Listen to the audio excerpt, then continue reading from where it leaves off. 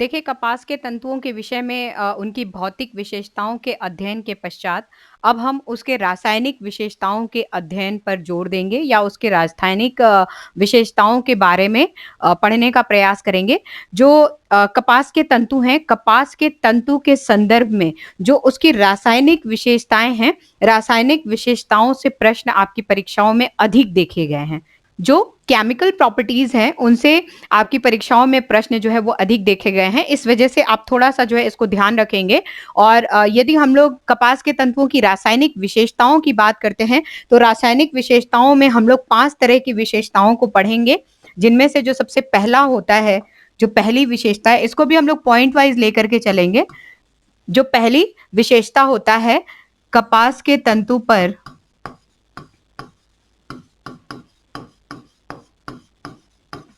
अम्ल का प्रभाव।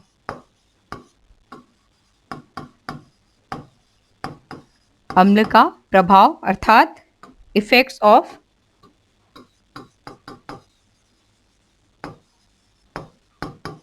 एसिड्स, अम्ल का प्रभाव। सबसे पहला यदि हम लोग जो है रासायनिक यदि प्रॉपर्टीज की बात करते हैं, रासायनिक विशेषताओं की बात करते हैं, तो कपास के तंतु पर अम्ल का प्रभाव हम लोग जो है वो देखने का प्रयास करते हैं। और अम्ल के प्रभाव को यदि हम लोग देखें तो ये 2 रूपों में नजर आता है। कपास के तंतुओं पर अम्ल के प्रभाव को हम लोग 2 रूपों में देखते हैं। पहला, तनु कार्बनिक अम्ल का प्रभाव,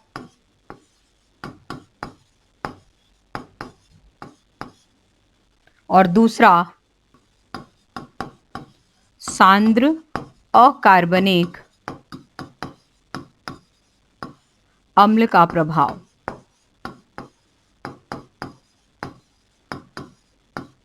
ये 2 रूपों में जो है हम लोग कपास के तंतुओं पर अम्ल के प्रभाव को देख रहे हैं। तनु कार्बनिक अम्ल का प्रभाव और दूसरा सांद्र अकार्बनिक अम्ल का प्रभाव। जब हम पहले भाग में आते हैं, तनु कार्बनिक अम्ल के प्रभाव को कपास के तंतुओं पर देखते हैं, तो इसका कोई विशेष प्रभाव नहीं होता है। इसका कोई विशेष प्रभाव नहीं होता है,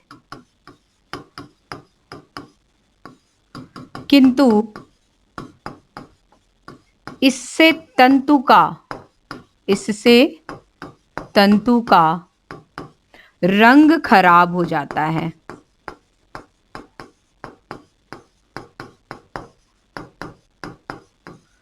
या हम ये भी कह सकते हैं कि विशेष रूप से यदि हम लोग देखें तो तंतु जो है, तंतु में कोई खराबी किसी तरीके की हम लोग नहीं देखते हैं, लेकिन जब उसके रंग की हम लोग बात करते हैं तो कहीं ना कहीं रंग में जो है इसके कारण जो है वो परिवर्तन आता है। ठीक है, यदि हम लोग कपास के तंतुओं पर तनु कार्बनिक अम्ल के प्रभाव को देखें तो बहुत ज्यादा प्रभाव तंतु के ऊपर नहीं है, लेकिन जो उसका रंग है, रंग जो है वो थोड़ा बहुत यदि आप देखेंगे तो कहीं ना कहीं थोड़ा सा डल पड़ जाता है। इसलिए जब तनु कार्बनिक अम्ल का कोई विशेष प्रभाव नहीं पड़ता है, इस वजह से यदि इस तंतु से निर्मित जो वस्त्र होते हैं, कपास के तंतु से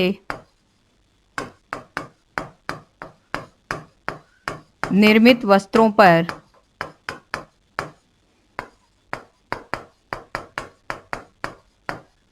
लगे दाग धब्बे छुड़ाने के लिए, दाग धब्बे छुड़ाने के लिए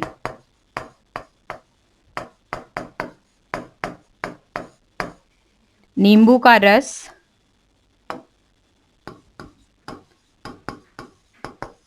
नींबू का रस तथा ऑक्सैलिक अम्ल का प्रयोग किया जाता है, का प्रयोग किया जा सकता है,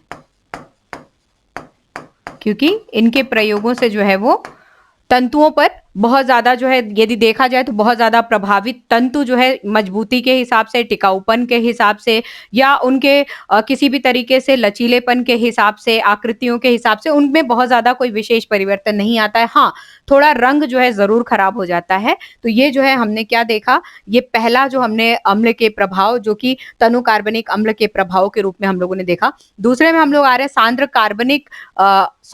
सांद्र अकार्बनिक अम्ल का प्रभाव। यदि हम लोग कपास के तंतुओं पर देखें तो इनका प्रभाव अधिक देखने को मिलता है।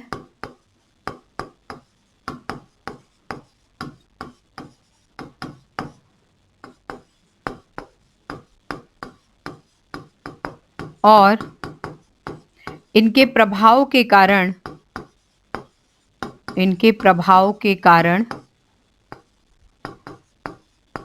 सूती वस्त्र, सूती या कॉटन वस्त्र नष्ट हो जाते हैं, नष्ट हो जाते हैं। विशेष रूप से यदि हम लोग देखें तो यहाँ पे 3 अम्लों को जो है हम लोग देख सकते हैं। सल्फ्यूरिक अम्ल,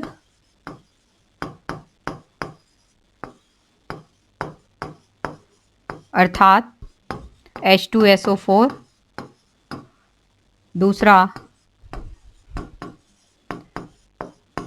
नाइट्रिक अम्ल अर्थात HNO3,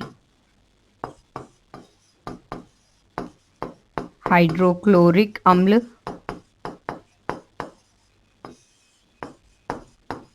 अर्थात HCl।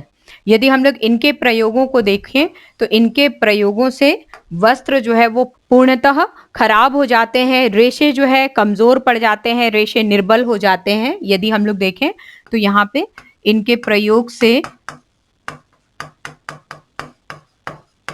रेशे निर्बल तथा कमजोर हो जाते हैं, निर्बल तथा कमजोर हो जाते हैं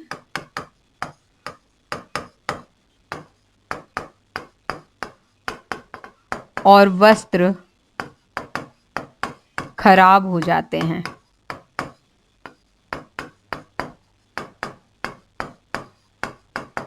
तो ये जो है यदि हम लोग रासायनिक विशेषताओं को देखें कपास के, और पहला यदि हम लोग देख रहे हैं, पहली विशेषता हमने किसके रूप में देखा कि उसके ऊपर अम्ल का किस तरीके से प्रभाव पड़ रहा है कपास के तंतु पे। तो अम्ल के ऊपर प्रभावों के रूप में हमने तनु कार्बनिक अम्ल के प्रभाव के बारे में जो है चर्चा की, जिसका कोई विशेष प्रभाव नहीं पड़ रहा है। और सांद्र अकार्बनिक अम्ल के प्रभाव के बारे में हमने चर्चा की, जिसका वस्त्र के ऊपर इस कदर प्रभाव पड़ रहा है कि यदि उसका प्रयोग वस्त्र पे होता है तो वस्त्र जो है खराब हो जाते हैं, उसके तंतु कमजोर हो जाते हैं, उनमें जो टिकाऊपन होता है वो समाप्त हो जाता है, निर्बल हो जाते हैं वो, और कहीं ना कहीं वो पूरे तरीके से जो है सूती वस्त्र जो है वो फट जाते हैं या नष्ट हो जाते हैं। नेक्स्ट आए हम दूसरा आते हैं सेकंड। कपास के तंतुओं पर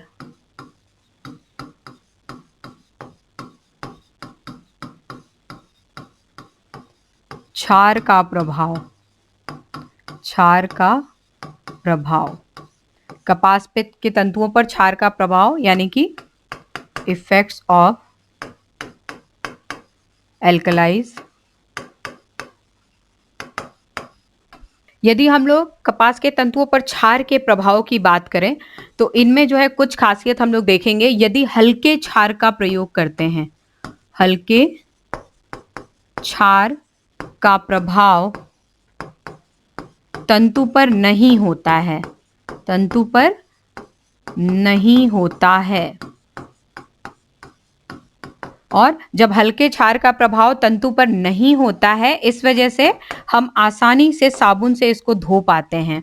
ठीक है, इसलिए आसानी से इन तंतुओं पर साबुन तथा डिटर्जेंट, साबुन या डिटर्जेंट का प्रयोग किया जाता है।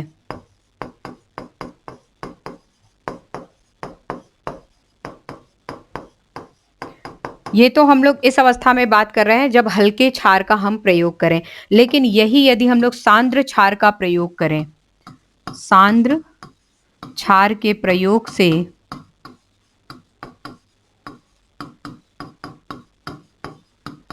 तंतु पूर्णतः नष्ट हो जाते हैं, नष्ट हो जाते हैं, क्योंकि तंतु निर्बल होकर क्या होते हैं, गलने लगते हैं।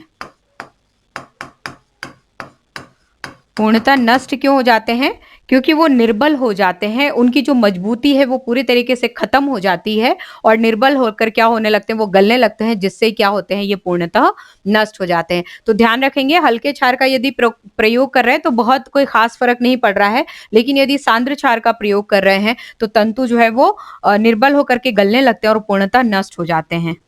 यहाँ पे एक तथ्य और देखेंगे, हल्के क्षार का प्रयोग करके हम लोग जो है आसानी से इन तंतुओं पे साबुन या डिटर्जेंट का भी प्रयोग करते हैं। हल्के जो है वो क्षार के प्रभाव के कारण ही, चूंकि इसके ऊपर इनका प्रभाव बहुत विशेष नहीं पड़ता है, इस वजह से जो है यदि हम लोग इनको गर्म पानी में भी, यदि गर्म पानी में भी सोडे को डाल करके इन तंतुओं को डाला जाए तो भी कोई खास फर्क नहीं पड़ता है। हल्के क्षार के प्रभाव में यदि तंतुओं को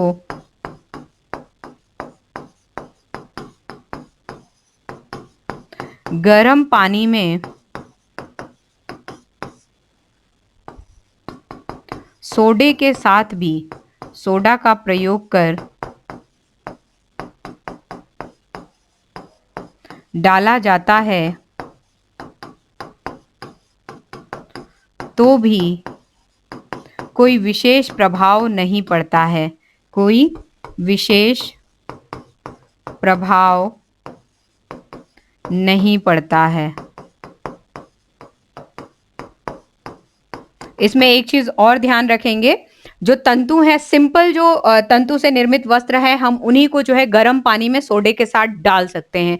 लेकिन यहाँ पे यदि सिचुएशन आती है कि तंतु के ऊपर जो है मर्सिडाइजिंग की गई है, मर्सिडाइजिंग वाले तंतुओं पर सोडा प्रयोग में लिया जा सकता है,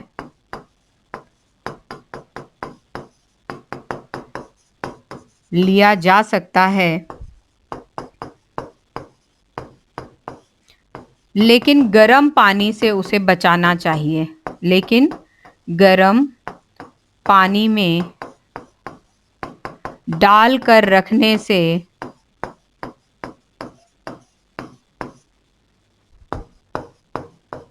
वो खराब हो जाता है, ठीक है ना, वो खराब हो जाता है। तो ये जो है, यदि हम लोग देखें तो कॉटन के जो तंतु होते हैं या कपास के जो तंतु होते हैं उनके ऊपर हम क्षार का प्रभाव देख रहे हैं। यदि हल्का है तो कोई खास प्रभाव नहीं पड़ता है। वस्त्र जो है आपके अच्छे तरीके से होते हैं, आप उनको साबुन से रगड़-रगड़ के धो सकते हैं। इनफैक्ट गर्म पानी में डाल करके सोडे के साथ भी उसको प्रयोग ले सकते हैं। लेकिन जिस वस्त्र पे मर्सिडाइजिंग की प्रक्रिया, यानी कि जिसे हमने कहा था कि कृत्रिम जो है एक चमक लाने के लिए, रेशम की तरह चमक लाने के लिए जब हम अपने तंतुओं पर उस प्रोसीजर को प्रयोग में लेते हैं, तो यदि वस्त्रों के ऊपर मर्सिडाइजिंग की गई है तो उन वस्त्रों को हम सोडे के साथ जरूर धो सकते हैं, लेकिन उसको गर्म पानी में नहीं डालेंगे, अन्यथा वस्त्र हमारे खराब हो जाते हैं, उनका रंग बिल्कुल फीका पड़ जाता है। रंगों के ऊपर यदि हम लोग देखें, गर्म पानी में यदि हम धो रहे हैं और सोडे का प्रयोग कर रहे हैं तो इनका प्रभाव जो वस्त्र के ऊपर जो रंग है, रंग के ऊपर कहीं ना कहीं पड़ता है, रंग खराब होता है और कहीं ना कहीं जो ओरिजिनल, जो एक्चुअल कलर होता है, जो व्हाइट कलर है, वो हमारे थोड़े से पीलेपन वाले कलर में दिखाई देते हैं। यदि हमने उनकी परिसज्जाओं के द्वारा उनको रंगीन कर रखा है तो जो रंग होते हैं वो जो एक्चुअल रंग है उसको छोड़ करके रंग जो है डे बाय डे क्या होते हैं, लाइट यानी कि फीके पड़ने लगते हैं। किसके कारण होते हैं? ज्यादा डिटर्जेंट, गर्म पानी और सोडे के प्रयोग के कारण। तो ये जो है हमने क्षार का प्रयोग देखा। नेक्स्ट तीसरा आते हैं, कपास के तंतुओं पर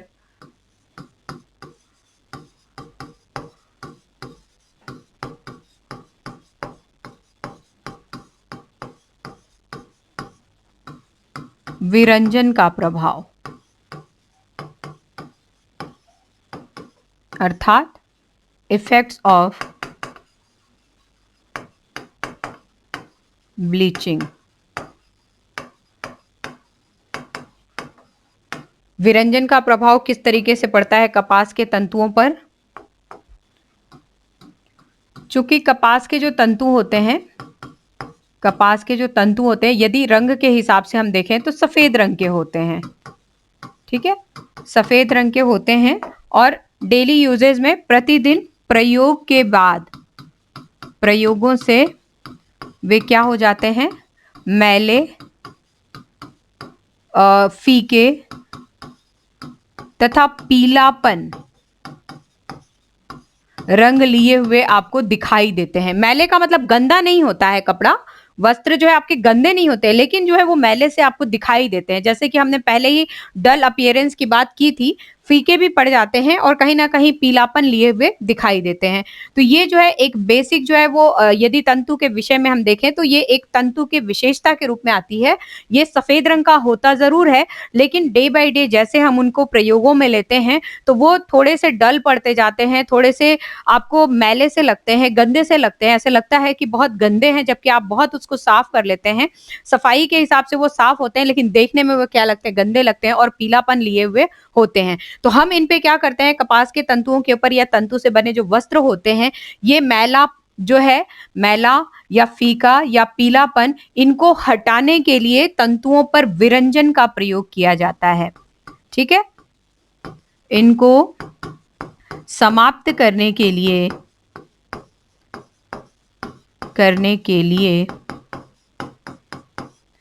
वस्त्रों पर विरंजन का प्रयोग किया जाता है।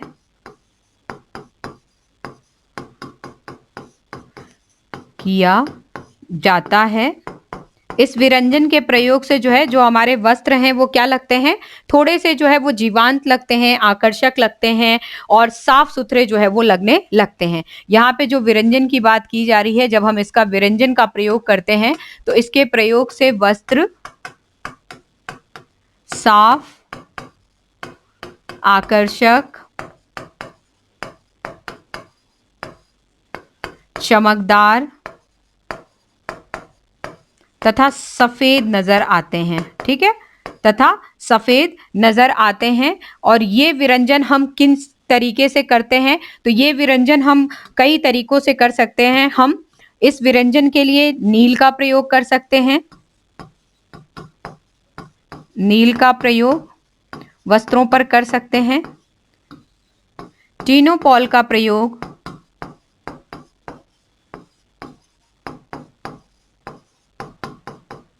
वस्त्रों पर हम कलफ का भी प्रयोग करते हैं, थोड़ी सी उसमें शाइनिंग आती है, वस्त्रों में जो है वो शाइनिंग आती है। नेक्स्ट, घरेलू ब्लीच या जिसे सोडियम हाइड्रोक्लोराइड का प्रयोग भी कहा जाता है, सोडियम हाइड्रोक्लोराइड का प्रयोग भी जो है हम कर सकते हैं, आराम से कर सकते हैं। क्योंकि इसका यदि प्रभाव देखें, हम लोग विरंजन का प्रभाव देखें तो विरंजन का नकारात्मक प्रभाव जो है कपास के तंतुओं पे नहीं होता है, उल्टा वस्त्रों पे उसके प्रयोग से कहीं ना कहीं हम सकारात्मक जो है वो चीजें देख सकते हैं, जैसे साफ दिखने लगते हैं, आकर्षक दिखने लगते हैं, चमकदार दिखने लगते हैं। जो सफेद है वो थोड़ी सी सफेदी हमें अच्छी सी दिखने लगती है। और इसके प्रयोग के लिए हम नील का प्रयोग कर सकते हैं, टिनोपॉल का प्रयोग कर सकते हैं, कलफ का प्रयोग कर सकते हैं थोड़ी सी शाइनिंग लाने के लिए। और घरेलू ब्लीच यदि हम लोग कोई प्रयोग में लेना चाहें तो हम उनको प्रयोग में ले सकते हैं। तो इस तरीके से ब्लीच का जो है वो हमारे तंतुओं पर, कपास के तंतुओं पर जो है वो प्रभाव हमने देखा। नेक्स्ट, चौथा आते हैं, चौथी रासायनिक विशेषता कपास के तंतुओं पर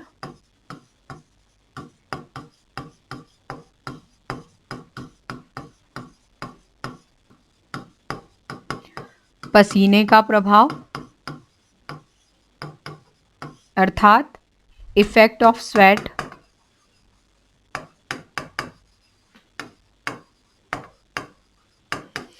कपास के तंतुओं पर पसीने के प्रभाव की हम लोग बात करते हैं, एक रासायनिक अभिक्रिया या रासायनिक विशेषता के रूप में हम लोग इसको देखें तो बार बार पसीने के संपर्क में आने पर, बार बार पसीने के संपर्क में आने पर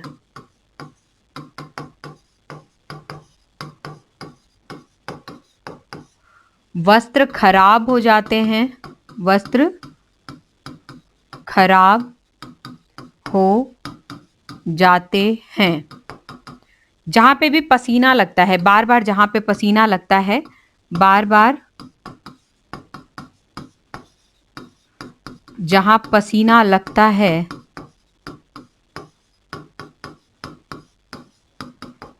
वहां वस्त्र कड़ा हो जाता है। ठीक है ना, वस्त्र में वहां पे क्या दिखाई देता है, कड़ापन दिखाई देता है, कड़ा हो जाता है। और धोने पर और रगड़ कर धोने पर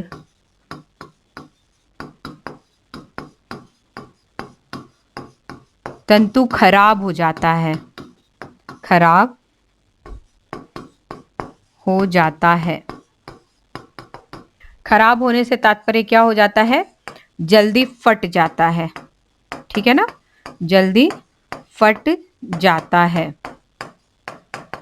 ध्यान रखेंगे हम लोग यहाँ पे कपास के तंतुओं पे पसीने का प्रभाव हम लोग देख रहे हैं। बार बार जो है पसीने के संपर्क में आने पे, जहां पे भी बार बार पसीना जो है वो लगता है जो वस्त्र है उसमें, तो जहां पे भी बार बार पसीना लगता है वहां का जो उतना जो वस्त्र का भाग है जो पसीने के प्रभाव में आता है वो वस्त्र क्या हो जाता है, कड़ा हो जाता है। जो नॉर्मल तंतु है उससे क्या हो जाता है, वहां का पार्ट कड़ा हो जाता है। और उस कड़े भाग को जब बार बार हम लोग रगड़ करके, जब उनको घिसते हैं, घिस करके रगड़ करके जब साफ करते हैं, तो ऐसे स्थिति में जो है उसके तंतु जो है वो जल्दी फट जाते हैं और वहां से वो खराब हो जाता है। इसलिए हम ध्यान रखेंगे कि जब भी पसीने के संपर्क में हमारे वस्त्र आते हैं, जब भी हम उनको कहीं पे अलमीरा के अंदर या उनको रखने की कोशिश करते हैं, तो वस्त्रों के संरक्षण से पूर्व यदि पसीने वाले वस्त्र हैं तो वस्त्रों के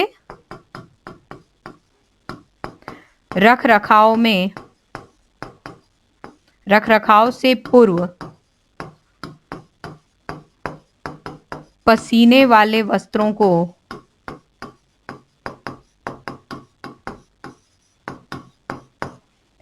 अच्छी तरह धोकर,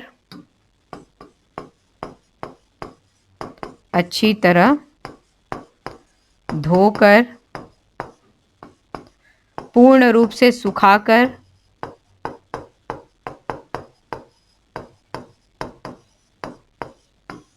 संरक्षित करना चाहिए।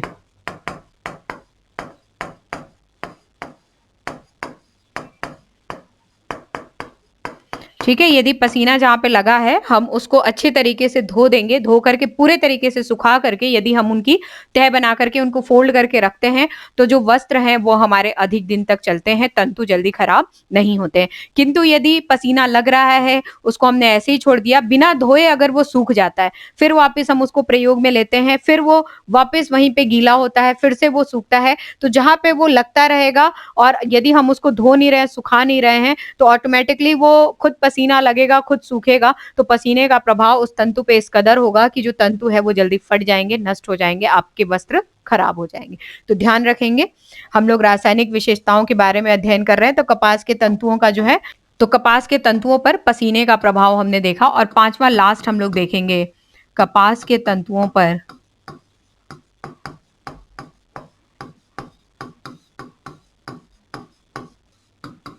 रंगों का प्रभाव, अर्थात इफेक्ट्स ऑफ डाइज। यदि हम लोग रंग की बात करें तो पहली बात तो ये कि जो कपास के तंतु होते हैं उन पे रंग जल्दी चढ़ते नहीं हैं। ठीक है ना, पहली बात तो ये कि जो कपास के तंतु हैं उन पे जल्दी रंग चढ़ते नहीं हैं, तो इसलिए उन पे कोशिश किया जाता है कि उन पे पक्के रंग को ही चढ़ाया जाए।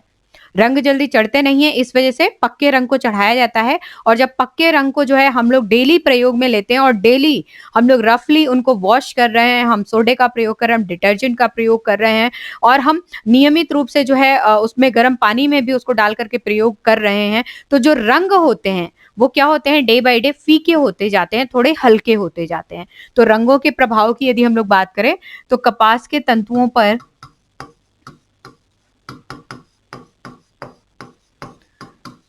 पर रंग शीघ्रता से नहीं चढ़ते हैं।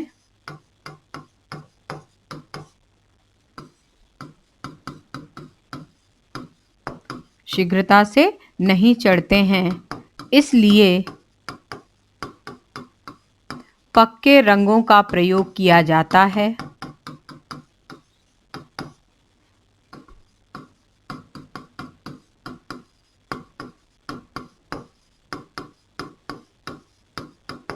ठीक है, इसलिए क्या किया जाता है, पक्के रंग का प्रयोग किया जाता है। और रंगों की यदि हम लोग बात करें तो अधिक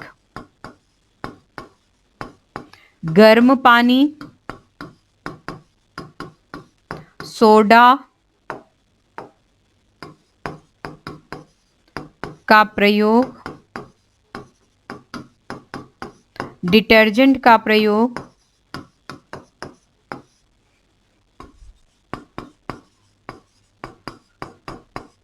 वस्त्रों पर रगड़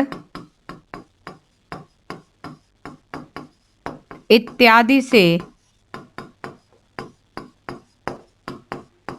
रंग हल्का तथा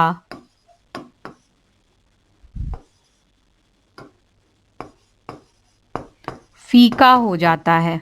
ठीक है ना, रंग हल्का तथा फीका हो जाता है। ध्यान रखेंगे, रंगों के प्रभाव की बात हम लोग कर रहे हैं। कॉटन के जो है हमारे जो निर्मित वस्त्र हैं, कॉटन से निर्मित जो वस्त्र हैं, धूप के संपर्क में आकर, धूप के संपर्क में या धूप में कपास के वस्त्रों का रंग शीघ्रता से खराब हो जाता है। यदि आप अधिक तेज धूप में कॉटन के कपड़ों को डाल देते हैं तो कॉटन के कपड़ों का जो रंग है वो शीघ्रता से खराब हो जाता है।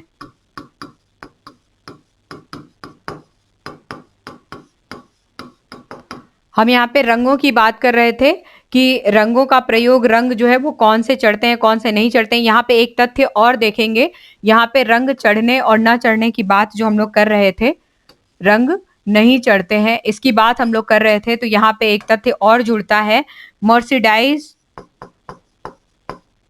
मर्सिडाइजिंग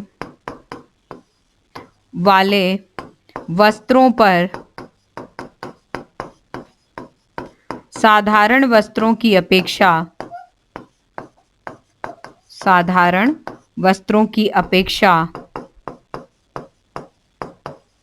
रंग शीघ्रता से चढ़ते हैं, रंग शीघ्रता से चढ़ते हैं। ठीक है, इस प्रकार से जो है यदि हम लोग देखें तो ये 5 तरह की जो है वो रासायनिक विशेषताओं का अध्ययन हमने किया।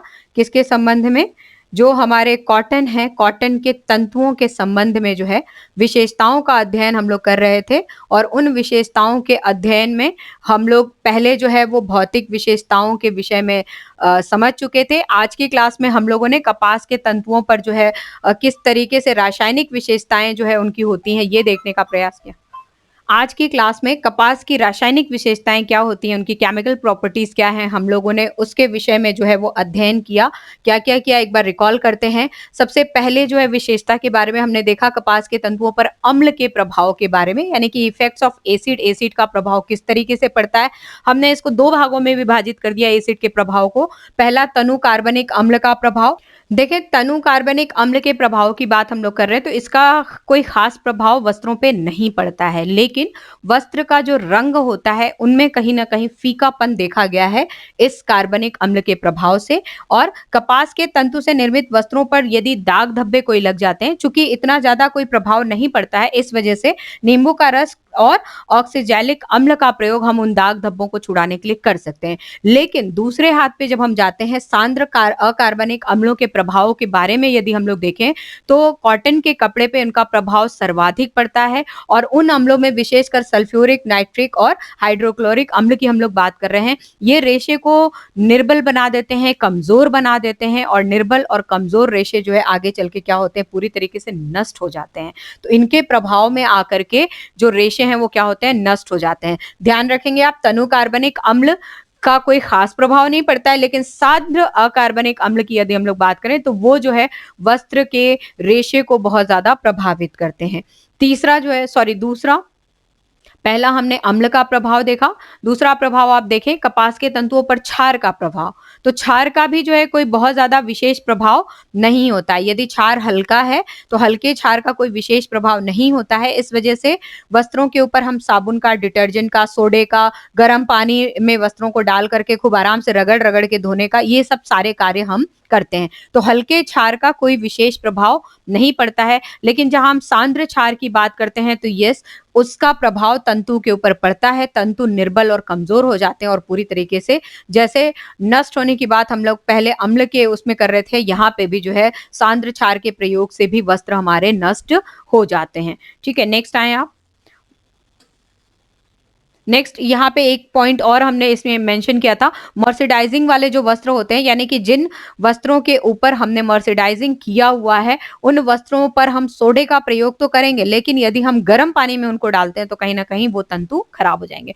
तीसरा, ये कपास के तंतुओं पर विरंजन का प्रभाव, यानी कि ब्लीच यदि हम लोग करते हैं तो ब्लीच का क्या प्रभाव पड़ता है, तो इसका भी कोई बहुत ज्यादा विशेष प्रभाव नहीं पड़ता है। उल्टा इसका सकारात्मक प्रभाव देखने को मिलता है। जो वस्त्र प्रयोग बाद जो है जब बार बार हम प्रयोग करते हैं तो डल हो जाते हैं या मैले दिखने लगते हैं या उनका रंग फीका पड़ने लगता है। ऐसी स्थिति में यदि वस्त्रों पे ब्लीचिंग की जाती, चाहे हम नील का प्रयोग करें, चाहे हम उनपे टिनोपॉल का प्रयोग करें, चाहे कलफ का प्रयोग करें, चाहे घरेलू किसी भी तरीके का ब्लीच हमने तैयार किया जिसको सोडियम हाइड्रो क्लोराइड के नाम से जो है हम लोग जानते हैं, यदि उनसे हमने किसी तरीके का ब्लीच तैयार किया तो हम उनको प्रयोग में ले सकते हैं। और उनके प्रयोग में लेने से जो हमारे वस्त्र हैं, वस्त्रों के जो रेशे हैं, वो अपने कलर में यानी कि सफेद रंग में अच्छे सफेद आपको दिखेंगे, कहीं ना कहीं आकर्षक दिखेंगे, उनमें चमक भी आएगी क्योंकि हम उनमें कलफ का भी प्रयोग कर रहे हैं, सफेदी भी आएगी। और वस्त्रों के जो तंतु हैं उन तंतुओं में कहीं ना कहीं यदि आप देखें कलफ का यदि प्रयोग करते हैं तो वो सीधे भी आपको नजर आएंगे। नेक्स्ट, कपास के तंतुओं पर पसीने का प्रभाव। पसीने का प्रभाव जो है यदि हम लोग देखें तो पड़ता है। पसीने जहां पे पसीना लग रहा है यदि उस भाग को धोया ना जाए, यदि उसको साफ ना किया जाए और वो ऑटोमेटिकली पसीना जो है वो खुद ही सूख जाए, तो ऐसी जगहों पे जो जहाँ पे पसीना लगा हुआ होता है वहां के वस्त्र जो है वो कड़े पड़ जाते हैं। और जब हम बाद में उनको धोने की कोशिश करते हैं तो रगड़ से वहां का वस्त्र जो है, तंतु जो है वो निर्बल हो जाता है, कमजोर हो जाता है और वो सड़ करके एक तरीके से खराब हो जाता है वहां का तंतु। तो ये ध्यान रखेंगे, पसीने का प्रभाव उसके ऊपर पड़ता है। इसलिए यदि आपको कॉटन के कपड़े का रख रखाव करना है तो जहाँ पे जिस वस्त्र के जिस भाग पर पसीना लगा हुआ है, सबसे पहले उसको नॉर्मली जो है आप उसको धोइए। धोने के बाद उसको अच्छी तरीके से सुखा करके फिर तह लगा करके आप उसका रख रखाव करें, तो आपका वस्त्र जो है वो बचा हुआ रहेगा और अच्छी तरीके से सुरक्षित रहेगा। और लास्ट हमने बात की कपास के तंतुओं पर रंगों का प्रभाव। ठीक है, कपास के तंतुओं पर रंगों का प्रभाव, डाइंग की हम लोग बात कर रहे हैं तो रंगों के प्रभाव की बात करें तो पहली बात तो ये कि तंतुओं पर रंग जल्दी चढ़ते नहीं हैं। ठीक है, कपास के तंतुओं पर रंग जल्दी चढ़ते नहीं हैं, इस वजह से उन पर पक्के रंगों का प्रयोग जो है वो ज्यादा किया जाता है। अब चूंकि पक्के रंगों का प्रयोग बहुत ज्यादा किया जा रहा है, इस वजह से यदि हम उनको बहुत तेज धूप में जो है रख देते हैं तो कहीं ना कहीं तेज धूप के कारण उनके रंग जो है वो धीरे धीरे उड़ने लगते हैं, फीके पड़ने लगते हैं। यदि हम धुलाई भी उनकी बहुत ज्यादा करते हैं, बहुत ज्यादा डिटर्जेंट का प्रयोग कर रहे हैं, गर्म पानी में यदि धो रहे हैं, तो भी उनके रंग जो है वो जा सकते हैं। जो कपास के तंतु होते हैं, साधारण तंतुओं के ऊपर जो रंग है, डाई जो है वो करना थोड़ा सा मुश्किल होता है, लेकिन जो मर्सिडाइज तंतु होते हैं कपास के, वे तंतु या वे वस्त्र जो मर्सिडाइज हैं, पहले से हमने मर्सिडाइजिंग उनके ऊपर कर रखी है, उनके ऊपर यदि हम लोग रंग चढ़ाने का प्रयास करें तो जल्दी रंग चढ़ते हैं। तो इस तरीके से हमने कपास की विशेषताओं का अध्ययन किया। कपास की भौतिक विशेषताएं क्या होती हैं, कपास की रासायनिक विशेषताएं क्या होती हैं, दोनों को अलग अलग तरीके से काफी डिटेल में हमने अध्ययन किया। आपकी परीक्षा में कपास से संबंधित यदि कोई प्रश्न आ रहा है तो कभी भी इन सब तथ्यों से, इन सब फैक्ट से अलग हट करके नहीं होगा, सब इन्हीं के अंदर से आएगा। तो आप इनको अच्छी तरीके से समझें और अच्छी तरीके से इनको आप पढ़ने का प्रयास करें, कॉपी में नोट डाउन किया करें, फैक्ट्स को अंडरलाइन करके बिल्कुल रटने का प्रयास करें। और जहाँ तक मैं समझती हूँ कि इतने अच्छे तरीके से मैं इतने डिटेल में आपको पढ़ा देती हूँ कि समझने जैसा, वापस रिकॉल करने जैसा यदि हो कि आप भूल जाएँ, तो भूलने जैसी बात नहीं होनी चाहिए। और एक चीज़ मैं आपको और बता दूँ, कपास के संबंध में जो है कुछ इम्पॉर्टेंट चीज़ें जो है और हम लोग यहाँ पे डिस्कस कर लेते हैं, जो पहले डिस्कस नहीं किया हुआ था। आकार के आधार पर, आकार के आधार पर कपास का पौधा 3 प्रकार का होता है। आकार के आधार पर कपास का पौधा 3 प्रकार का होता है। पहला, बड़ा पौधा, बिग प्लांट। दूसरा, मध्यम पौधा,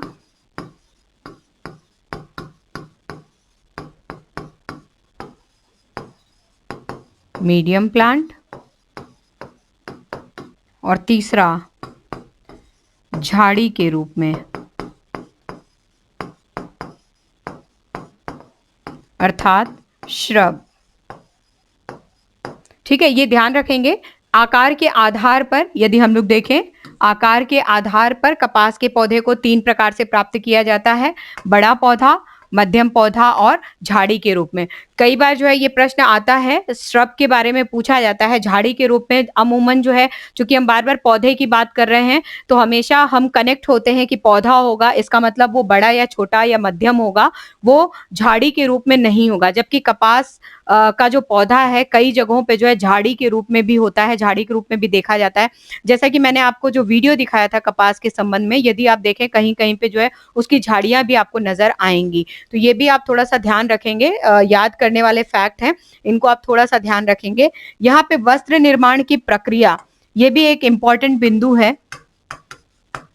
यहाँ पे इनफैक्ट सूती वस्त्र निर्माण की, क्योंकि कॉटन का वस्त्र हम यहाँ पे बात कर रहे हैं ना, सूती वस्त्र निर्माण या फिर कॉटन से निर्मित वस्त्र, सूती वस्त्र निर्माण की प्रक्रिया। सिंपली जो है वन लाइनर, हम लोग एक ही लाइन में जो है इसको सम अप करने की कोशिश करते हैं। बिल्कुल आपको रिकॉल भी हो जाएगा, याद भी हो जाएगा। सबसे पहले फर्स्ट स्टेप पे collection of pots, collection of pots यानी कि कोए को एकत्रित करना।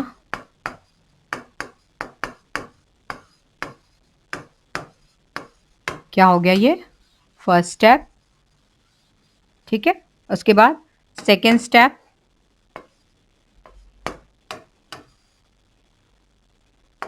गिनिंग, अर्थात इसे हम बोलते हैं ओटना।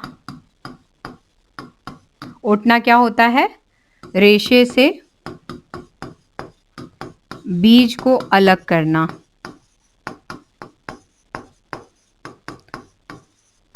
रेशे से बीज को अलग करना, ये क्या हो गया? गिनिंग जो है ये दूसरा पार्ट हो गया। नेक्स्ट, तीसरा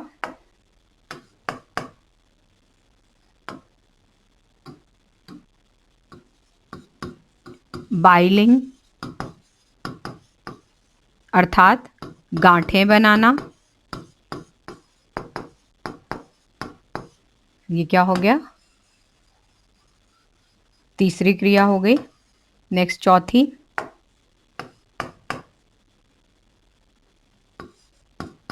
ओपनिंग ऑफ बेल्स,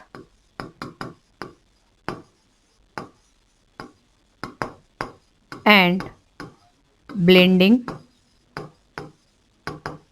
अर्थात गांठें खोलना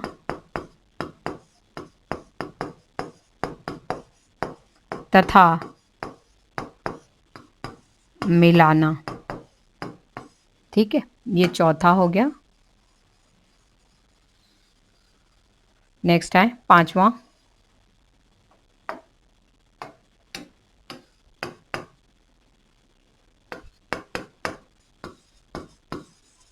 कार्डिंग अर्थात धुनाई करना,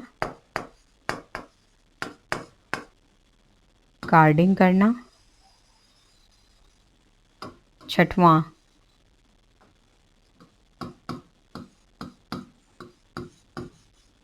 कोम्बिंग अर्थात कंघी करना।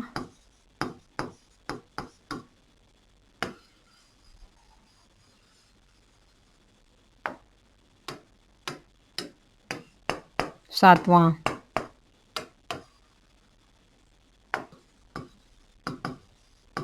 स्लीवरिंग अर्थात पोनियां बनाना।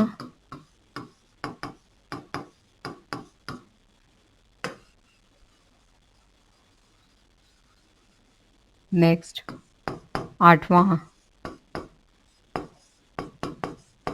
स्पिनिंग यानी कि कताई करना।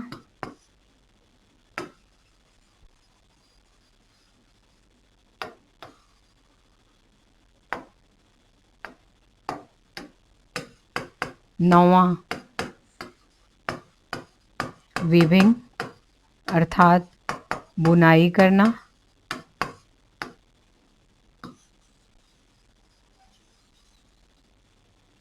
नेक्स्ट 10वां, फिनिशिंग अर्थात परिसज्जा।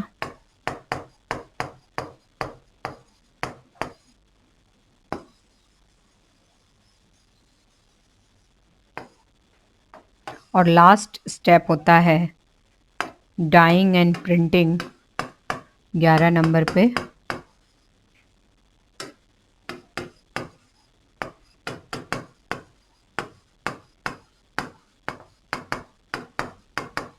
डाइंग एंड प्रिंटिंग अर्थात रंगाई एवं छपाई।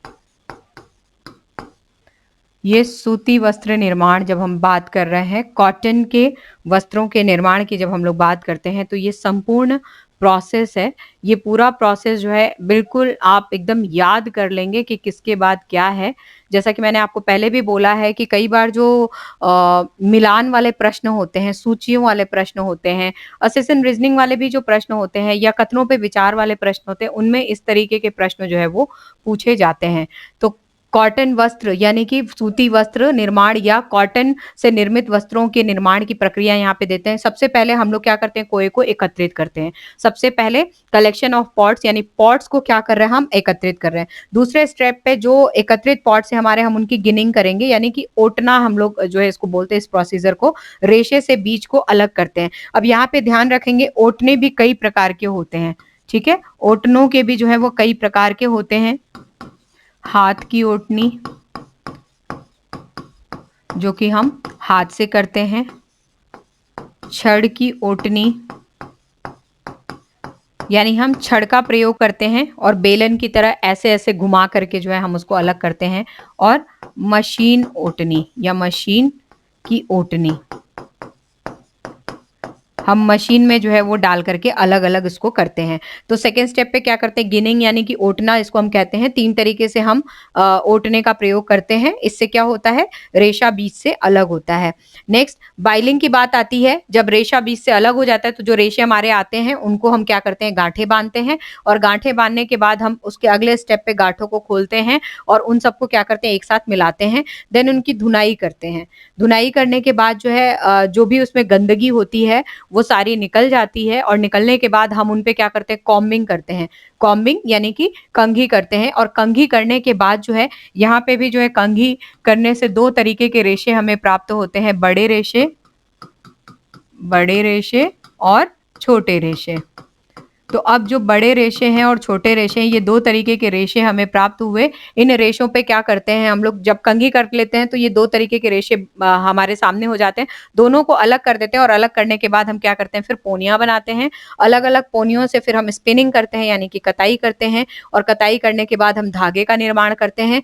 यहाँ पे स्पिनिंग जो है, स्पिनिंग से क्या हो रहा है, धागा बन रहा है, और धागा से जो है जब हम बुनाई करते हैं तो यहाँ पे क्या होता है, वस्त्र निर्मित होता है। और इस वस्त्र पे हम क्या करते हैं, परिसज्जा करते हैं, और परिसज्जा करने के बाद जो फिनिशिंग हमने कर ली है तो उसके बाद लास्ट में हम उसके ऊपर रंगाई और छपाई का कार्य करते हैं, अर्थात डाइंग और प्रिंटिंग का कार्य करते हैं, और इस तरीके से हमारे पहनने योग्य वस्त्र जो है वो तैयार हो जाते हैं। तो कॉटन के परिप्रेक्ष्य में, या यूं कह लीजिए वानस्पतिक जगत से जो बीज वाले तंतु हैं, बेसिकली कपास और कपोक, इनके विषय में और कपास के विषय में कुछ ज़्यादा ही हमने अच्छे तरीके से डिटेल में अध्ययन कर लिया। इनसे यदि कोई प्रश्न आता है तो परीक्षा में आपका छूटना नहीं चाहिए। आप इतने डिटेल में आप इसको तैयार कर लें, मैंने बहुत आसानी से इसको तैयार करवाया है। पढ़ने में हो सकता है आप कुछ फैक्ट मिस कर लें, लेकिन क्लासेस यदि आप पूरी देखेंगे तो 2, 3, 4 जो भी क्लासेस मैंने कॉटन के ऊपर तैयार किया है, इनके बाहर से प्रश्न आपकी परीक्षा में आएगा ही नहीं। यदि कोई परीक्षा आप रिटन भी देना चाहें तो भी इत्मीनान से, इतने अच्छे तरीके से मैंने कराया है कि कॉपी में आप इसको नोट करें। इनको जो है आप शब्दों में पिरो करके अच्छे तरीके से लिखना चालू कर दें, तो जीआईसी वगैरह के जो पेपर्स होते हैं, इस तैयारी से आप बहुत सारे एग्ज़ाम आप अच्छे तरीके से दे सकते हैं। नेक्स्ट, बीज वाले तंतु जो है हमने कर लिए। अगली क्लास में तने से निर्मित तंतुओं के विषय में हम चर्चा करेंगे।